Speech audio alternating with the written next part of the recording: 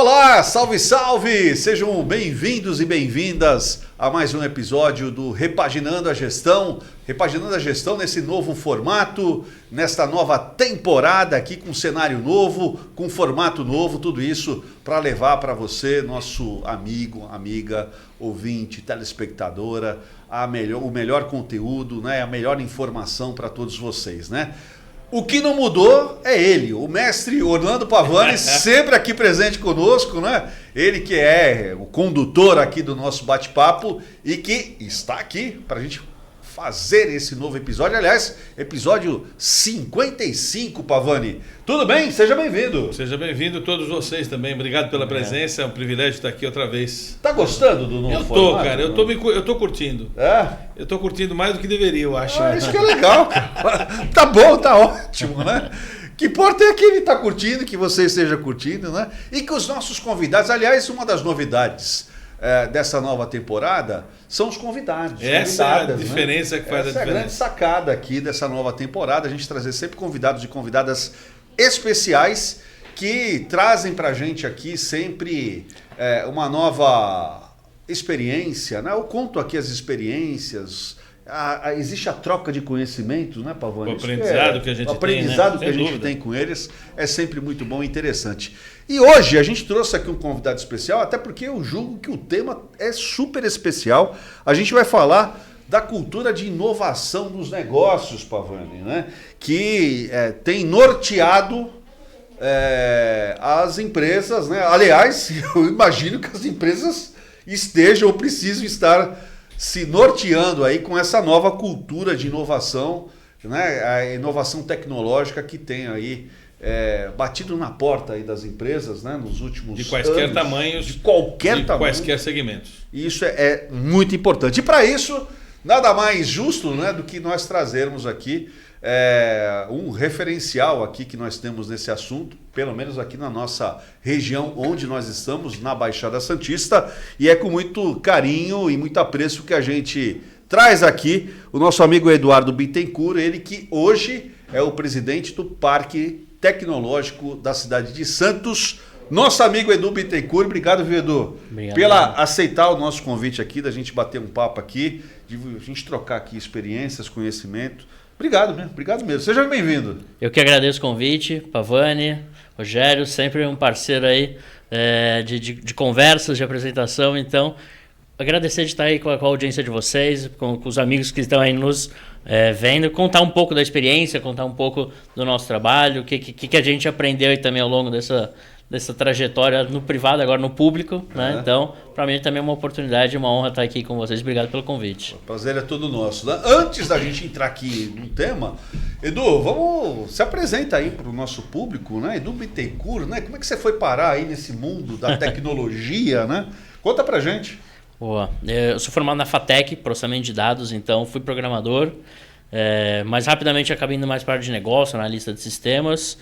Sempre tive uma veia empreendedora de querer resolver meus problemas, também muito crítico ao modelo CLT, aquela estrutura de trabalhar muitos anos numa empresa, que é como era meu referencial das minhas tias, né, das famílias de viver 30, 40 anos numa empresa só, se aposentar. Nunca foi algo que me interessou, mas sempre foi algo que eu cresci com a obrigação de que isso fosse meu sonho, né? Então, acabei sendo um rebelde nesse sentido e fui empreender, né? Empreender com tecnologia, já que é o que eu era formado. E aí fiz startup, depois não deu certo a primeira, fui para a segunda, passei por aceleração, e aí tive a oportunidade de ter algumas startups que deram mais certo. Eu vendi minhas participações, abri uma aceleradora de startup. Veio a pandemia, né? Eu tinha um coworking junto a isso, né? Até foi quando a gente começou a se conhecer ali. Não fez sentido mais ter um coworking no meio da pandemia. Acabei indo para o mundo muito mais de assessorar empresas que queriam inovar, queriam fazer compras de startups. E nesse meio do caminho veio o convite para assumir a presidência do Parque Tecnológico, né? Quando o prefeito Rogério trouxe essa missão, a princípio nunca foi o que eu imaginei, mas aí também vivia num contexto pessoal que fazia sentido também estar mais na minha cidade, devolver um pouco disso para cá. Então estou há um pouco mais aí de 2 anos nessa missão agora na gestão pública de criar um ecossistema mais favorável para que os empreendedores possam, diferente das dificuldades que eu tive lá quando eu comecei, um caminho um pouco mais suavizado pelo setor público, né? Então, criar políticas públicas, incentivos, fomentos, conexões. Então, a gente vai entrar mais em detalhe, mas bem brevemente aí é o nosso trabalho hoje no Parque Tecnológico. Que legal, que bacana. Pavone, já entrando aqui no assunto, né? O que a gente pode explicar aqui? O que é cultura de inovação das organizações? Ou como deveria ser uma cultura de inovação? Como implantar uma cultura de inovação dentro das organizações? É uma pergunta difícil de responder, não sei se eu vou conseguir, mas no âmbito dos referenciais de exemplaridade da Primazia da Gestão, que é um documento que fala sobre gestão no aspecto mais amplo possível, são 10 referenciais temáticos, há um referencial temático que nós somos o único modelo de referência em gestão no mundo que tem um referencial específico sobre inovação, transformação digital e inteligência artificial. A maioria dos modelos de referência que concorrem com o RPG falam sobre cultura de inovação como um pilar, como um fundamento. Que não está errado, nós também temos esse fundamento, mas nós temos um referencial temático que define requisitos que uma empresa tem que seguir para que ela seja aderente a esse fundamento. No âmbito então dos RPG, esse RT10, ele fala, primeiro, são 2 subreferenciais ali.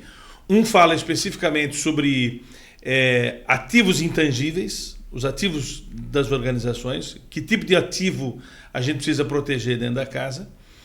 E depois a gente fala sobre inovação. E especificamente sobre inovação inserindo a questão da transformação digital. Quando a gente faz a exploração, nós utilizamos um referencial, eu diria que um indicador, uma régua, que faz a análise em que nível a organização está no que tange a transformação digital. Esse diagnóstico existe, o Gartner faz um diagnóstico desse, mas nós utilizamos um mecanismo da Alemanha, chamado ACATEC, que advém das indústrias 4.0. A ACATEC é um framework que define 5 estágios de transformação digital. E a gente, com um parceiro que nós temos nesse item, que é o Paulinho Carvalho, um grande especialista no Brasil nesse assunto, a gente criou toda uma metodologia de avaliação do nível de maturidade de uma organização, no que tange a transformação digital e sistemas de inovação, a ponto da gente fundar a Algor. A Algor, se você puder entrar no site depois, algor.uk, é uma empresa que a gente sediou na Inglaterra. A Algor é um mecanismo, é uma estrutura, né? Diria que é uma instituição que fala sobre algoritmificação, especificamente. Que legisla, inclusive, quem se associa a Algor ganha um curso de formação em governança de inteligência artificial. Porque hoje as organizações estão usando a inteligência artificial, mas não há um sistema de governança. Como é que uma organização deve gerir a inteligência artificial? Qual que ela deve usar? Que cuidados ela deve ter? Então nós estamos, primeiro, o curso de formação em auditor interno de sistema de governança em IA. Caramba. Que nós temos. Então eu diria que o nosso documento é o documento mais exigente do mundo hoje sobre transformação digital e gestão da inovação. Que legal, que bacana. E ou a organização tem, ou ela morre. Não tem muito jeito de resistir a ela, né? As organizações, e é um referencial temático transversal a todos os outros. Quer dizer, a gente tem que ter inovação em processos, em indicadores, em logística, em todos os outros itens do documento, permeia a questão da inovação. Eu imagino, Edu, que é o grande desafio, talvez, das organizações privadas e, sobretudo, públicas, né? Quando eu falo públicas, eu falo, Pavone, porque pública a gente tem aquela noção de que, de repente, a coisa é um pouco mais engessada, por conta de todas o compliance que existe dentro da gestão pública, né? E aí vem minha pergunta, né? Como destravar essas barreiras, né? Para você implantar culturas de inovação, né? Eu tô aqui com um gestor público, que eu imagino que você está passando, inclusive, na pele. Isso, e ele veio da área privada. E você veio da área privada, eu fico imaginando o tanto de desafio que você tem, né? até antes de estar, eu fiz algumas palestras, né, sobre essa parte de cultura de inovação para a empresa privada e hoje vendo na prática para a empresa pública são cenários muito diferentes, né?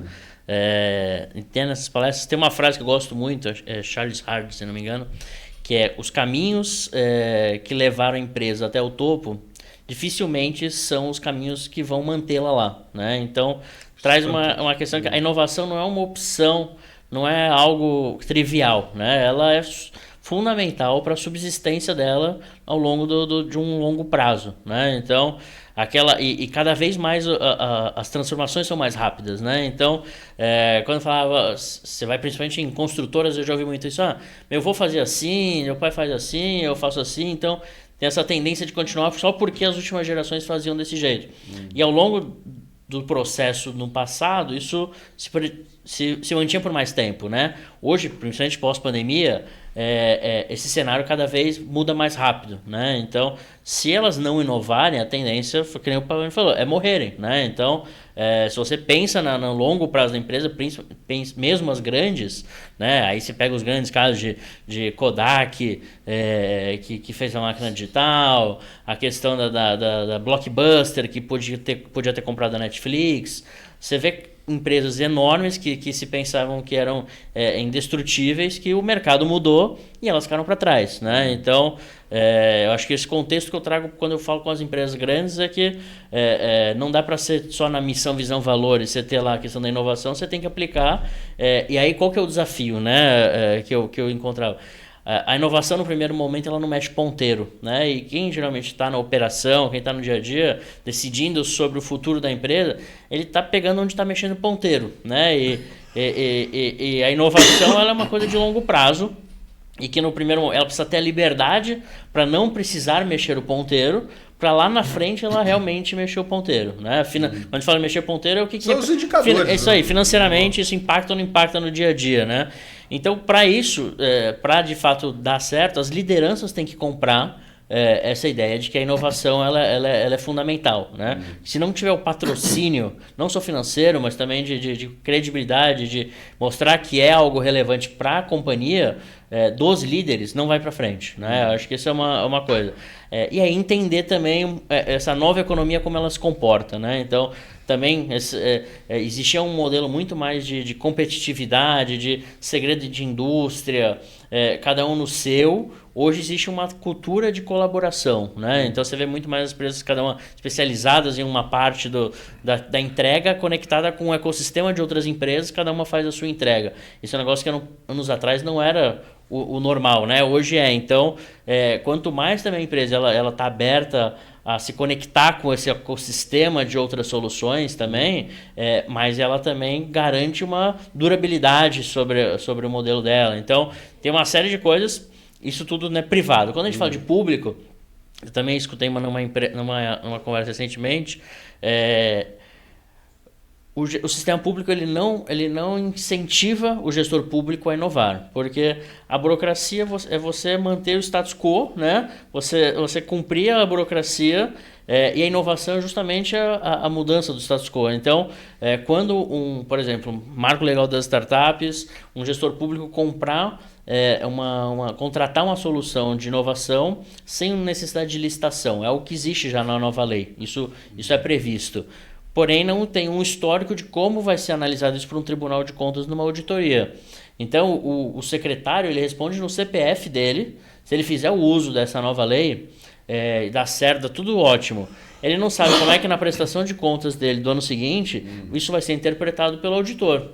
Então, isso é uma insegurança que acaba tendo no secretário municipal ou qualquer entidade pública, de como isso realmente vai ser analisado. Então, tem uma questão adicional, que é uma burocracia muito grande que a gente tem no país, que desincentiva o gestor público a inovar. Então, esse acho que é a raiz de uma coisa muito complexa, para que as entidades públicas comecem, por exemplo, a contratar uma startup. Eu fico analisando aqui, você estava falando, estava pensando aqui da imensa dificuldade, né, que é gerir tudo isso, né? Principalmente na questão, quando você está na vida pública, né, você tem que gerar indicadores, né?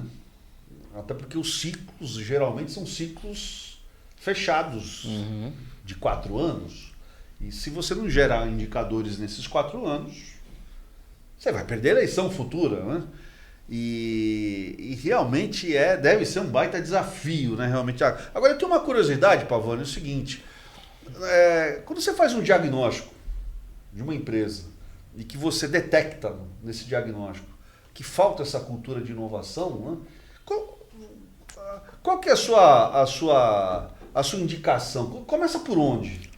O que fazer numa empresa que tem isso falho? Não apareceu lá no seu diagnóstico? O primeiro ponto é que a maioria das organizações não sabe o seu nível de maturidade em relação a esse assunto. Então, o primeiro ponto que eu diria é uma organização, seja ela pública ou privada. Esse documento ele foi feito para uma empresa pública, originalmente. Porque a minha origem é de um prêmio que nós criamos no Ministério do Planejamento, Orçamento e Gestão em Brasília. A gente criou um prêmio chamado Prêmio da Qualidade do Governo Federal.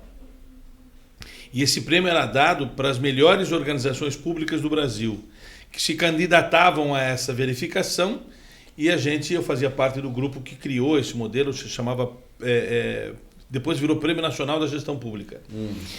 Esse documento é egresso de lá. E a gente fazia o diagnóstico e percebia que o nível de maturidade sobre o ponto de vista da inovação era 1. Era menor que 1. Era 0 ponto alguma coisa. De uma pontuação possível até 5. E a gente percebe que fica até difícil conversar com a liderança sobre o assunto, porque ele não sabe do que nós estamos falando. Mas e aí? Como dar o primeiro empurrão, ponto? Né? O primeiro ponto seria esse gestor entender que ele precisa de um indicador para medir o estágio atual da cultura da inovação dele. Isso já existe, nós teríamos para oferecer esse indicador. Agora, depois dessa medição, ele fica muito frustrado, porque ele descobre que ele é muito ruim nesse aspecto. Então, normalmente, o gestor ele começa a confundir essa questão da transformação digital e da inovação em digitalizar a empresa, né? Vamos tirar papel e vamos fazer tudo digitalizado. Que essa é a fase 1 do processo. Não tem nem muito a ver com transformação digital. A transformação digital ela começa a acontecer do nível 3 para frente. E o nível 1 e 2 é apenas a digitalização, o processo de compra de hardware, fazer tudo de maneira não manual, fazer tudo de sistemas, né? Isso são fases iniciais. Mas eu diria que, corroborando com o que a gente falou um pouquinho, a questão é mais comportamental do que técnica. Enquanto a gente não tiver uma disposição, como você disse, interna para fazer algo que seja diferente do status quo, porque a tendência é a gente achar que o que nos trouxe aqui aquela coisa em time que se ganha não se muda, né? E o mantra hoje é exatamente isso. O time que se ganha é aquele que precisa mudar, porque ele ganhou por um fator que não manterá vivo daqui para frente. Então é uma questão de modelo mental, de novo, que a gente precisa fazer com que as lideranças acordem. Na área pública especificamente, acho que um viés seria achar que a gestão pública tem que tem que ter iniciativas para estimular que as organizações ao entorno sejam aderentes e adesas a qualquer tipo de gestão de cultura da inovação. Mas a própria prefeitura, o próprio governo do estado é não exemplar no processo. Quer dizer, ele faz com que ele estimula a sociedade a fazer alguma coisa, mas ele mesmo acaba não sendo um exemplo interno. Não é um exemplo, vírgula. A Prefeitura de Santos. Sim, sim. Como que o Parque Tecnológico tem contribuído aí para a Prefeitura? Vou trazer um exemplo da Prefeitura que extrapola até parque. A gente até, por exemplo, a lei do Trinque, né? que é a questão de mitigação e de compensação. Santos é um exemplo nisso. Então, a gente vê, por exemplo, Nova Ponta da Praia, a construção do Parque Tecnológico, os centros, o Parque Valongo, foi feito através... Isso foi uma inovação da Prefeitura de Santos. Aliás, vamos só para quem não sabe o que é um trinque. Explique o que é um trinque. Eu não vou arriscar todas as letras, tá? Mas é o acrônimo aí, que é uma lei municipal em Santos que a qualquer grande empreendimento que vai gerar um impacto social, ambiental, de mobilidade na cidade, é calculado um valor, uma compensação financeira, onde essa empresa que vai fazer esse grande empreendimento, ela faz uma benfeitoria para a cidade. Em muitas cidades era o TAC, né, que era o termo de ajuste de conduta. Esse é mais fácil de falar. E muitas vezes esse dinheiro ia para os cofres da prefeitura. Aqui em Santos isso não acontece. Aqui em Santos a empresa ela faz a benfeitoria. Então, por exemplo, a Ecoporto ajudou na construção do prédio, a Bracel agora fez essa nova etapa do Parque Tecnológico. A FIPS fez a nova passarela. Fez a passarela, a Cófico fez o Parque Valongo. Então você vê esses exemplos que é uma inovação no poder público de empresas privadas com recursos. Elas fazem a compra, então desonera a necessidade da prefeitura de licitar, né? Que é um processo que eu sou crítico, que aí não é um problema, não é Santos, é uma coisa federal, né? Que essas leis, as leis de compra, elas são muito burocráticas, elas exigem um esforço de tempo do time técnico muito grande. Então, na hora que você coloca isso para o setor privado fazer a benfeitoria e o poder público ele só ele faz a fiscalização e a averiguação da entrega, você ganha muita agilidade e ganha eficiência. Então, esse é um exemplo que eu sou um grande admirador da prefeitura, porque na prática a gente vive isso. Então, hoje a gente tem uma estrutura em mobília e uma estrutura profissional lá no Parque Tecnológico, porque foi muito mais fácil ser contratado e acordar com um arquiteto e tudo mais, um projeto executivo, e eles executam todas as compras, do que se a gente tivesse que licitar cada coisa, ar-condicionado, mesa, cadeira, sala, vidro, obra. Para a gente é muito mais complexo. Então, esse é um exemplo bacana. E a gente fala de governança, né? Eu acho que no caso do Parque Tecnológico, a gente tem um modelo de governança que ele faz até extrapolar um pouco essa questão, tanto político, e fica muito mais uma política pública de Estado, de continuidade, né? Do que algo pontual. Então a gente, dentro do Parque Tecnológico, eu estou como presidente, estou no meu segundo mandato, mas acima de mim existe um conselho administrativo, né? Composto por 5 cadeiras do poder público, que é o tripartite, 5 cadeiras do poder público, 5 cadeiras das universidades e 5 cadeiras dos empresariado e sociedade legal. Civil, né? Então, tem a Associação Comercial, a Associação dos Engenheiros, a própria Molsten, T2S, acontece, empresas de tecnologia compõem o nosso conselho administrativo junto com as universidades, com o governo. Então, essa também é uma inovação, porque você traz governança, continuidade para o processo, dentro da questão ESG, né? Que a gente fala assim, onde às vezes está o recurso da inovação? A gente entendeu que uma veia é pelo ESG, porque principalmente as empresas aqui portuárias, que existem fundos europeus atrelados a elas têm uma política que vem, né, de implementações ESG. Então eles têm diretoria, eles têm recurso. Inovação geralmente é mais difícil ter o recurso, né? Então muitas vezes a gente se conecta via os departamentos ESG. Ao longo das conversas fica evidente que a inovação ela vai precisar vir para complementar a solução do que o ESG detectou, né? Então essa é uma coisa muito curiosa. Assim, a nossa conexão, principalmente com as empresas portuárias, foi muito mais através dos departamentos de ESG delas. Elas entenderam assim, os gargalos, e para você solucionar isso, hoje uma startup de uma questão, se for de descarte de lixo, se for de programas sociais e contratar técnicos em programação, tudo é uma coisa que a gente acaba conseguindo complementar. Deixa eu fazer uma pergunta. Uma organização privada que ajuda de maneira a melhorar a infraestrutura da cidade, ela tem alguma contrapartida por fazer esse investimento? No caso do Trinc, não. No caso do Trinc são coisas totalmente apartadas. Mas o que a gente, no Parque Tecnológico, a gente faz? A gente, por ser também uma instituição de ciência e tecnologia, a gente pode receber, por exemplo, um recurso incentivado. Então, se uma empresa dessas ela tem um recurso incentivado de alguma lei de fomento para capacitação, para alguma coisa de cultura, ela pode operacionalizar com a gente no Parque Tecnológico. Então, essa uma das coisas contrapartidas que o Parque Tecnológico muitas vezes ele oferece é estrutura física. Então, por exemplo, muitas entidades de terceiro setor levam seus eventos, e aí de diversas temáticas, a ESG é uma das mais presentes, sustentabilidade, tecnologia, levam seus eventos para o Parque Tecnológico. A gente tem uma estrutura grande, comporta mais de 150 pessoas lá, elas levam seus eventos para lá, e isso acaba dando, para a gente é muito bom, porque dá um dinamismo no espaço, são pessoas que vão lá, conhecem, depois querem estar lá todo dia, então você dá esse giro. A gente faz parte, com a prefeitura também, de uma estratégia de repopulação do centro num outro viés, né? Num viés de desenvolvimento econômico, pesquisa.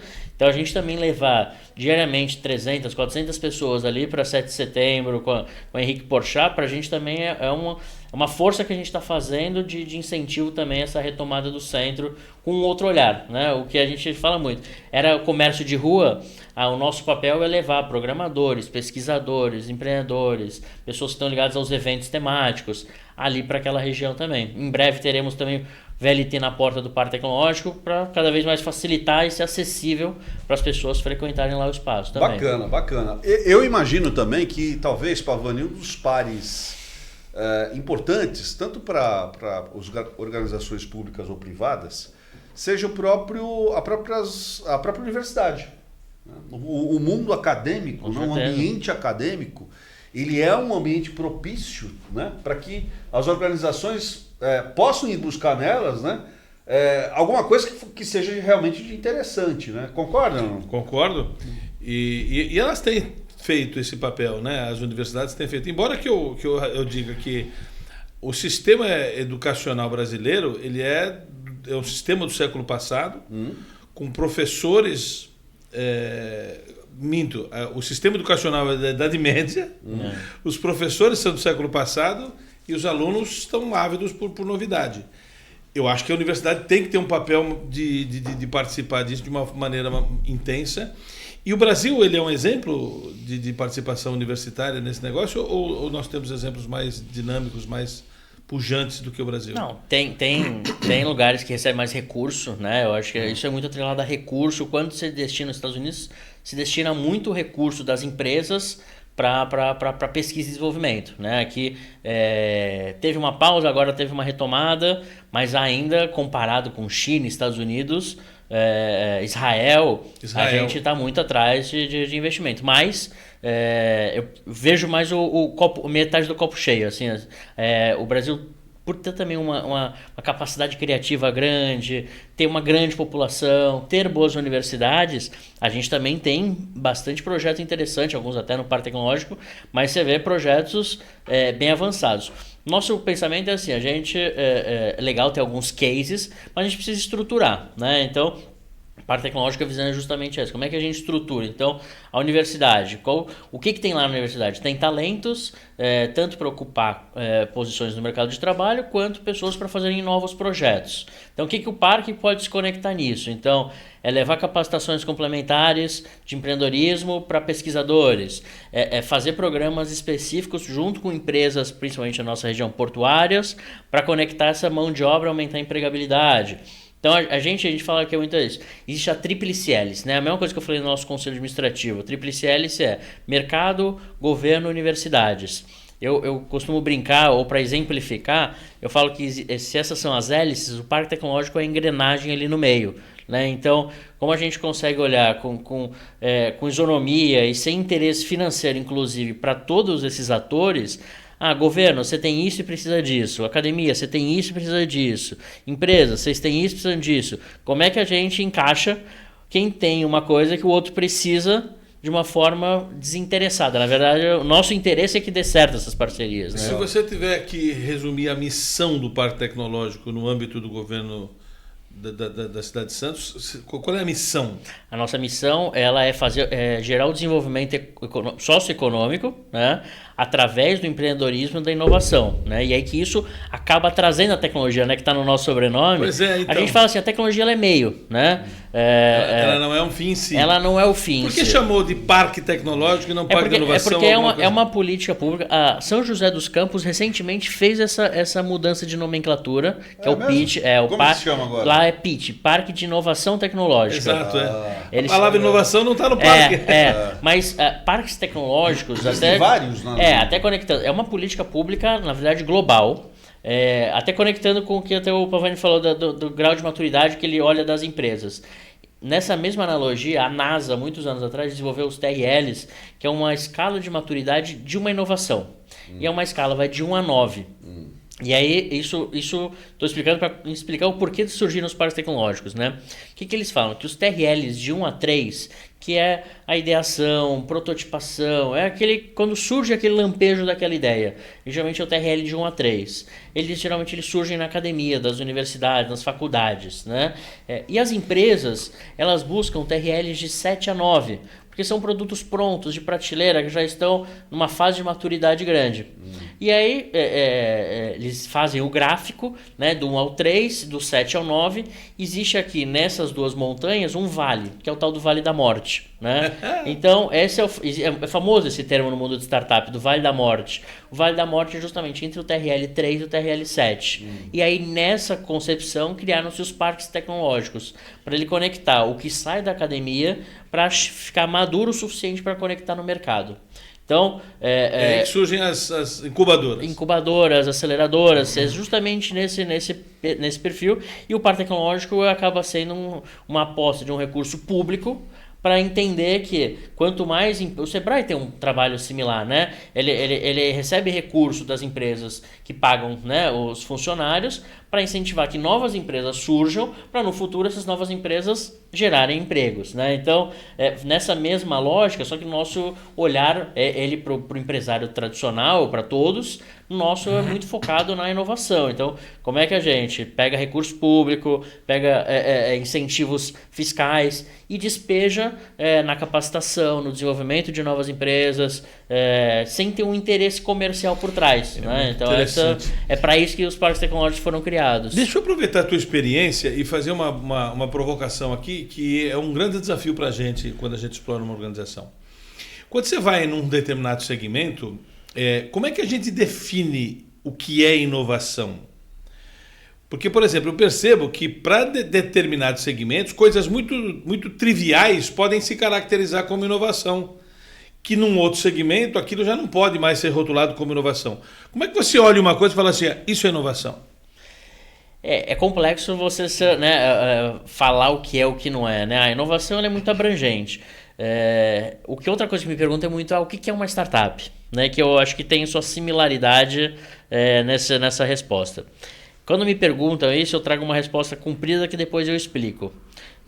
Uma startup ela é um grupo de pessoas buscando um modelo de negócios repetível, escalável em ambiente de extrema incerteza, né? Então, e aí esse final que eu acho que conecta muito na inovação. Então, um grupo de pessoas, por quê? Porque geralmente é difícil fazer uma startup sozinho, né? É um grupo de pessoas, aí modelo societário é um assunto à parte, né? Mas é um grupo de pessoas buscando um modelo de negócio. Então, a tecnologia, você vê que não tem tecnologia, nenhuma palavra tecnologia foi citada no que é uma startup. Então, modelo de negócio, geralmente, é onde geralmente também se inova, né? Então, quando você vai resolver uma dor, Uber é um bom exemplo que eu gosto de dar. Uber é uma inovação? Mas a dor que ele resolve, ela é transportar uma pessoa do ponto A para o ponto B. Assim como um ônibus, um táxi, né, um cavalo antigamente, uma charrete. O que a transforma numa inovação? E aí eu falo, para mim uma das coisas é o modelo de... Para mim do Uber é inovação de modelo de negócio. Por quê? Porque pegou o carro que já existia, pessoas que dirigem que já existiam, pessoas querendo se transportar de um lugar para outro que já existia. E uma tecnologia de smartphone que, na teoria, já existia. Ele juntou um monte de coisa e fez uma inovação de modelo de negócio. Então, ele pegou a ociosidade de pessoas, com a ociosidade dos seus carros, para levar pessoas mais barato do que um táxi e mais confortável que um ônibus. Então, ele achou um lugar, uma oferta que ninguém fazia e inovou nesse sentido. Então, é uma inovação de modelo de negócio. Então, por isso que eu falo, a startup ela é uma busca de um modelo de negócio aí repetível, né? Eu gosto de usar o exemplo porque a gente já vai sempre no exemplo. Por que repetível? Porque Uber funciona no Brasil, funciona na Argentina, funciona nos Estados Unidos. A dor, ela é global, né? Então, assim... porque não adianta eu resolver uma dor que é uma dor só do meu bairro. E não é repetível, você não tem capacidade de escala financeira. O escalável, aí que entra a tecnologia, né? Então, repetível e escalável. Escalável porque você tem uma padaria, você fatura 1 milhão por ano. Se você quer faturar 10 milhões por ano, você vai ter que abrir outras 9 padarias, provavelmente, ou algo perto disso. Então isso não é escalável. Você aumentou o seu custo na mesma proporção que você aumentou sua receita. Na tecnologia você foge dessa régua. Então, uma tecnologia que atende hoje 2.000 usuários é basicamente a mesma tecnologia que atende 30.000 usuários. Então, você ganhou uma escalabilidade. Vai aumentar servidor, vai aumentar um programador, mas a curva, elas começam a se distanciar de uma forma exponencial, que aí é a escalabilidade. A tecnologia entra nisso. Então, é um grupo de pessoas em busca de um modelo de negócio repetível, escalável em ambiente de extrema incerteza. Por quê? Uma coisa é quando você vai abrir uma padaria, você vai nas padarias do Canal 3, do Canal 4, Gonzaga, Boqueirão, você fala, pô, eu vou ter que vender presunto mais ou menos a esse preço, tem que ter isso, tem que ter aquilo. A tua margem de inovação ela existe, mas ela é menor. Você tem é muito mitigado, você sabe, pô, 6 da tarde bomba, eu preciso de mesinha. O Uber, quando criou, não tinha isso. Não tinha. Putz, e aí? Uma coisa nova. E quando acontecer tal coisa, o que vai acontecer? Aí é um ambiente de extrema incerteza, né? Aí é que entra a resiliência, o empreendedorismo. Mais do que incerteza, é ilegal mesmo. Era ilegal em quase todos os países. Você fica numa área cinzenta muitas vezes, né? Então, eu acho que a inovação tem esse conceito de... Explicação absolutamente formidável que você deu aqui, porque didática. A explicação dele, eu quero só usar como gancho, porque nós hoje... fazemos arquitetura estratégica não mais com os frameworks antigos, que é o tal da SWOT. Nós não utilizamos mais. Nós criamos uma mandala só de modelo de operação, um modelo de negócio. Quer dizer, não faz sentido mais a gente conversar sobre estratégia se a gente não falar de modelo de negócio. E a gente fazia planejamentos estratégicos no modelo anterior à pirâmide. A pandemia, que eu falei, poxa, eu tinha acabado de fazer um projeto de planejamento estratégico e não previmos nada da pandemia. O que é um erro abissal, quer dizer, porque o framework utilizado não gerava esses insights estratégicos de inovação. Hoje a nossa mandala que a gente utiliza para fazer trabalhos de arquitetura, a gente nem chama mais de planejamento estratégico, a gente chama de arquitetura estratégica. Legal. Tem uma mandala que fomenta absolutamente baseada em modelo de negócio e com insights de inovação. Quer dizer, basicamente, quando a gente pensa em estratégia hoje, de acordo com o modelo, a gente tem que pensar em inovação. Se não pensar em inovação, a nossa estratégia está errada. Entendeu? Então, é todo um framework, uma mandala que a gente construiu só para estimular que durante a arquitetura estratégica, baseado no modelo de operação do Canvas, né? Mas a gente fez um modelo adaptado, estimulasse insights de inovação e ações de transformação. Quer dizer, a palavra manter não existe mais no nosso resultado de um planejamento estratégico. Porque não dá nada mais. Se mantém. Não dá. Porque tem empresas que falam assim, não, nossa estratégia é manter o que conquistamos. Isso não faz mais sentido no novo framework que a gente desenvolveu lá no... Não tenha dúvida. Gente, olha, não sei vocês, mas eu estou adorando esse bate-papo aqui. Mas assim, ó, a gente já está caminhando já para o final, mas caramba, antes que vocês me cobrem, caramba, você está falando de inovação, mas não vai falar desse assunto aqui específico, que é a pauta do momento, né? E você sabe o que é a pauta do momento. IA.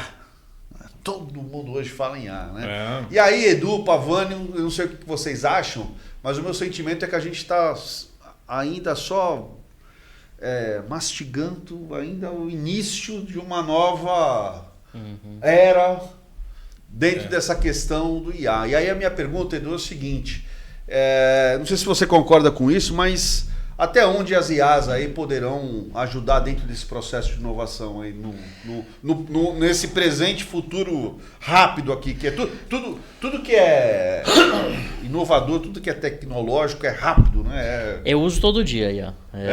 Eu uso todo dia. Não tem um dia que se você pegar ele no meu ChatGPT... Mas tu já tá naquele nível já de conversar com ele, já de falar, meu benzinho... Eu tenho agradecido quando ele dá uma boa resposta, eu parabenizo. Então eu já tô começando essa relação de amizade. Eu uso só o ChatGPT. Eu tenho duas, na verdade. O ChatGPT eu uso no meu dia a dia. Eu substituí o Google pelo ChatGPT. Então, qualquer procura que eu fazia antes no Google... O Google está fadado a ser... na verdade... Tanto é que o Google está usando. O Google tem a dele, né? Tende a ser uma boa, porque ela tem muitos dados, né? É verdade. Mas eu acabei me adaptando muito bem ao ChatGPT e hoje eu uso muito. E tem uma outra que chama Manus AI, que ela é mais ligada em planejamento estratégico, ela elabora documentos mais complexos, então quando eu preciso de uma referência, de uma coisa, de um documento público, eu preciso de pegar referências mais complexas, eu uso ela para ela me trazer mais essa visão mais estruturada, mas aí no dia a dia eu uso muito. Então, já sou suspeito para te falar porque eu uso muito. E o que eu entendo, né? Outra coisa que eu vi no Web Summit até. Faz uns 3 anos, já que lá fora começou um pouco mais cedo a falar isso de IA, né?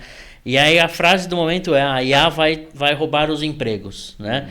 E aí eu vi uma frase que para mim foi sucinta e para mim é o que eu uso sempre.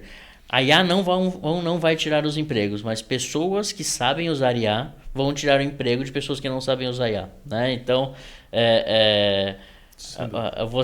eu utilizo IA e eu vejo que cada vez mais eu utilizo melhor, né? Então você tem que dar o contexto. Para mim é uma fase de teste eu estar agradecendo ela para entender se ela melhora. O que eu escutei é relatos que as respostas elas vão melhorando se você agradece a IA. Então assim, eu estou disposto a ir tentando para ver se... a gente está falando de comportamento de novo, né? Comportamento é louco isso, cara. E assim, eu uso...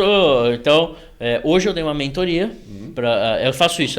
Eu tiro uma cota social aqui da minha hora, geralmente, da minha semana, ou quinzenal, para pegar uma startup, uma ideia, para conversar, ficar umas 2-3 horas... e entregar eu brigo, ela ainda falou, a mentorada falou assim: nossa, acho que você me economizou aqui 1 ano e meio aqui, e um belo dinheiro do que eu ia fazer e aí uma das coisas que eu falei, você usa? Ela falou, uso. Eu falei, então me dá aqui.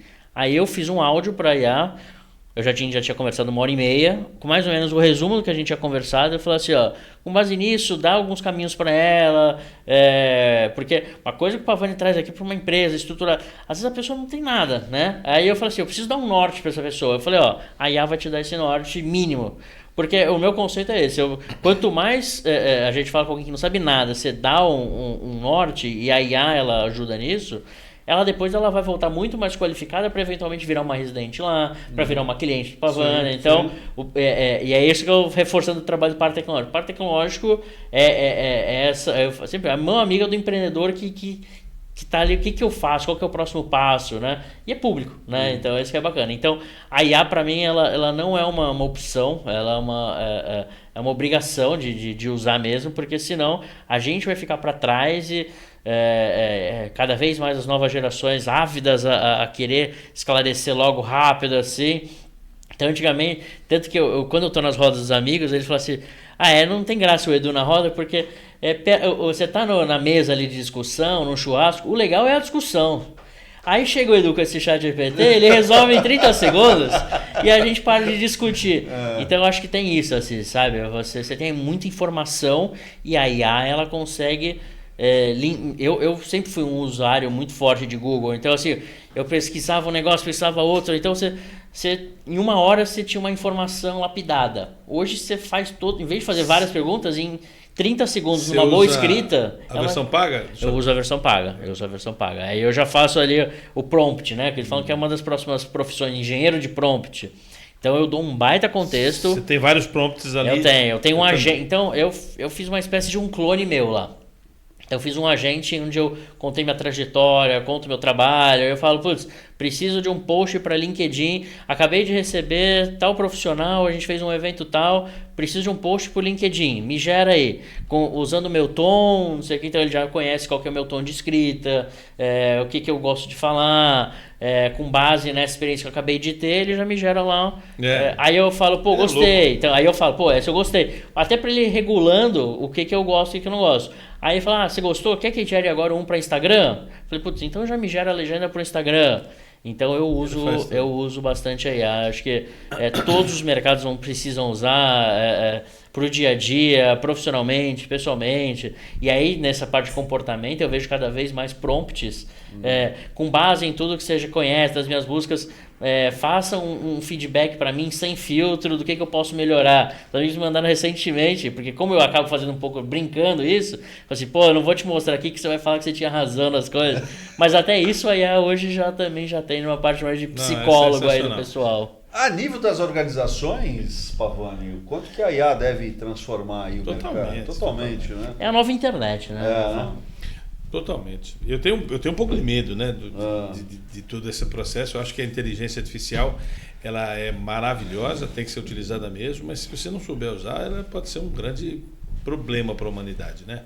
Yuval Harari já escreve o livro dele, Nexus, agora ele já coloca bem esses riscos que nós temos com a inteligência artificial. Eu acho que tem que usar mesmo, não tem muito o que fazer. Só que a inteligência artificial, pelo que eu tenho estudado, não deveria chamar inteligência, nem artificial.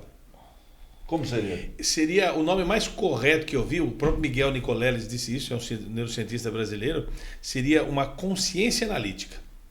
Seria o nome mais correto para dar para ela. Porque ele é um universitário brilhante com uma cola enorme. É isso que é. Repita. A IA, repita. É um universitário brilhante com uma cola gigantesca. Tá. Entendi, entendeu? Entendi. Você pergunta para ele, ele vai olhar a cola e ele vai dar a resposta. Ele não uma velocidade consegue, absurda. Ele não consegue produzir um conhecimento ainda. Né? Ele consegue condensar conhecimentos já disponíveis para ele. Então é um aluno universitário brilhante com uma cola gigantesca. Que talvez você matou a charada, né? É uma questão fantástica das IAs, que é a velocidade, né? Porque essa questão que você demoraria, sei lá quantos minutos, horas e dias, ele te dá em segundos. Né? Eu estava vindo para cá, eu estava vendo um podcast que estava discutindo inteligência artificial. O título do podcast é Inteligência Artificial, do podcast Inteligência, que tem.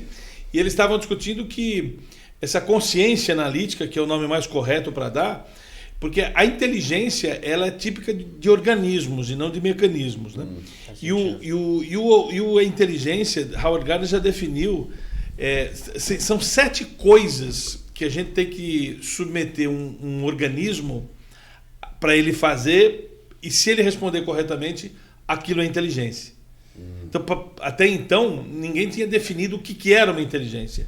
E hoje está definido. Inteligência tem 7 coisas que se sabe que se a gente... E aí o Howard Gardner descobriu, poxa, se a inteligência é isso, nós temos um organismo que é mais inteligente para o meio ambiente, mais inteligente para a matemática, mais inteligente para a linguística. Então nós temos hoje 9 inteligências caracterizadas, já rotuladas e definidas, né? Eu acho que é fantástico, eu uso ainda menos do que o Edu, eu acho. Mas, por exemplo, as minhas postagens no Instagram são todas definidas rigorosamente pela inteligência artificial. Tudo, o texto inteiro, o roteiro inteiro. É feito por uma inteligência artificial específica para a produção de conteúdo no Instagram, especificamente. Eu acho que cada vez mais vão surgir isso. Hoje lá no Parque Tecnológico já tem 4 startups, cada uma especializada numa área de IA.